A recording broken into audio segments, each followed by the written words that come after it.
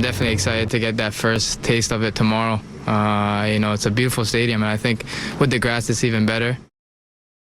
On June 13th, 2026, BC Place Stadium in Vancouver, Canada will host its first ever FIFA World Cup game. But what work is needed to prepare the stadium for this massive event? And will it be ready? BC Place, along with fellow Major League Soccer stadiums, Gillette Stadium in Boston, MetLife in New Jersey, Lumen Field in pesky neighbors Seattle, Mercedes-Benz Stadium in Atlanta, AT&T in Dallas, and NRG in Houston are beautiful buildings, and I would even call them spectacular. But currently, they are all artificial turf, and FIFA requires that World Cup games are played on real, natural grass. So all these stadiums must be converted to natural grass. In 2024, the U.S. hosted the Copa America, the flagship South American international soccer tournament. Besides the World Cup, this is one of the top 2 tournaments in the world. This tournament also must be played on grass, so the MLS artificial turf stadiums were temporarily converted to real natural grass. So how did it go? After the first game, Argentina versus Canada, here was the reaction on Futbol Americas. For the post-game headlines were all about the field surface, and they were not good when it comes to the pitch at Mercedes-Benz Stadium. Let's hear from some of those involved. We'll start with Argentina's manager, Lionel Scaloni. Scaloni said, "What a difference it would have been if we had played on a decent pitch. They changed the pitch just 2 days ago."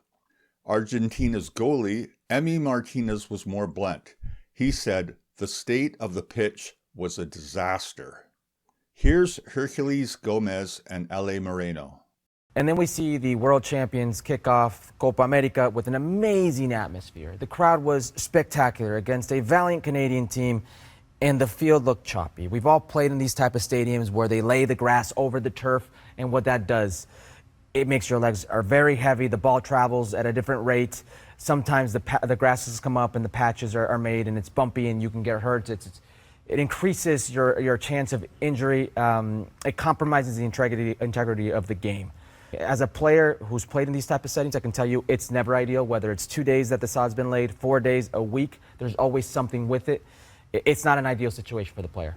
And to be fair, it wasn't just the Argentina side complaining. Kamal Miller Correct.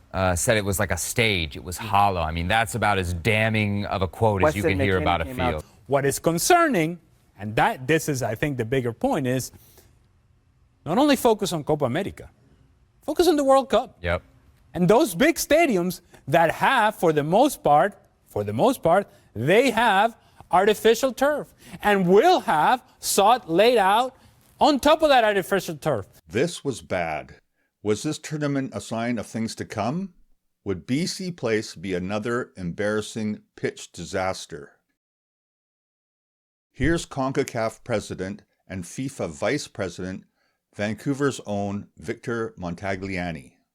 Unlike what you see for friendlies when they just come in with pallets, that's already dead grass, and it's only it only lasts like a few days because they play one game.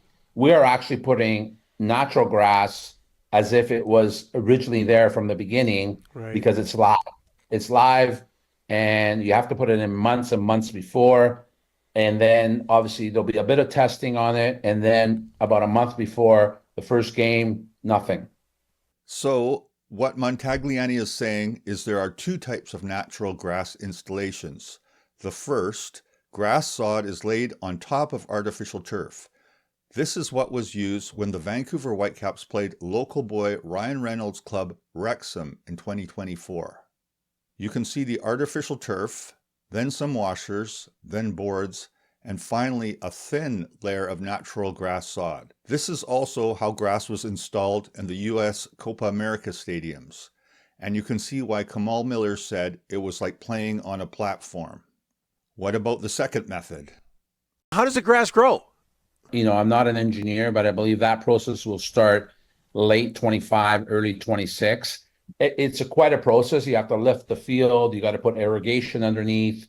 You got to put proper lighting, proper air circulation. We know that we can do it in an indoor stadium, not just not just an outdoor stadium or a stadium that is outdoor when you open the roof. So we've done that even in other World Cups, to be honest with you. And so with the technology is there, so I'm not worried. I know the pitches will be in, grade A condition.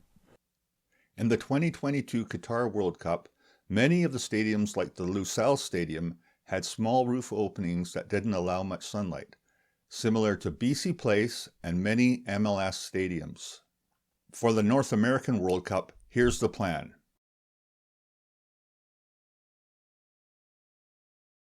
At the end of 2025, after the MLS season has ended, work begins.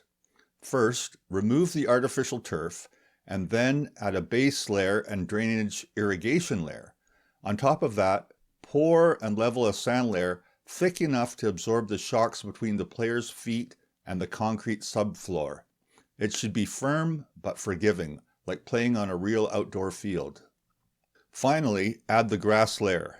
Even at this stage, the pitch is much, much better than the US Copa America fields. But to get that putting green, immaculate World Cup surface, the grass needs time and loving care to settle and grow in place. If there's not enough sunlight, grow lights are used. The grass is constantly watered, mowed, and tested, and for the final month, the pitch cannot be used until June 13th, 2026. That's the plan, and work begins soon. But here's the big but. If the stadiums are out of use for World Cup preparation from January 2026 to after the World Cup in July, where will MLS games, Canadian and US gridiron football, and other events be held? I don't know what's happening in other MLS cities, but in Vancouver, the Whitecaps have always wanted their own soccer-specific stadium. Real grass, smaller, more intimate capacity, maybe 20,000, and control of concession revenue. And they have been willing to pay for it. But new stadium proposals have always been shot down by local governments. In 2011, when BC Place had the roof renovated, games were played outdoors at the temporary exhibition field, and it was wonderful.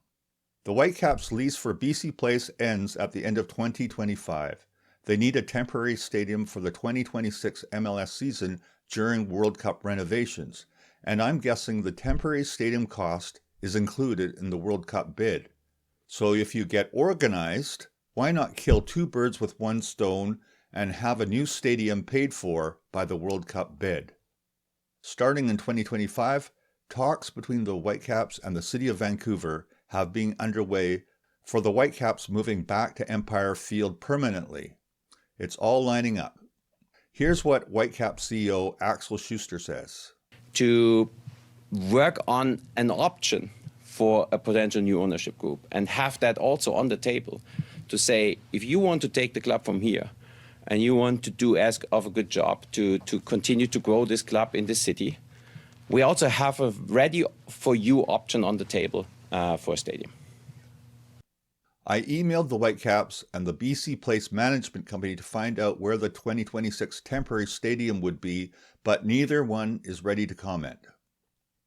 But what if you want to keep that pristine World Cup grass in your stadium? Here's Victor Montagliani to bring it on home. So what happens to the grass afterwards? Does it get hauled out of there and they go back to artificial turf for the Lions and Whitecaps? So so you want me to answer that as a FIFA guy or as a Vancouver guy? Vancouver guy. Whatever works best. Yeah. As a FIFA guy, we're done. And the field is left behind. And as a Vancouver guy, I would hope that the powers that be do everything they can to try to keep grass in there. That's it. World Cup preparations begin soon, and it looks like there's a good plan. Getting exciting. So thanks, ciao for now, and allez les rouges.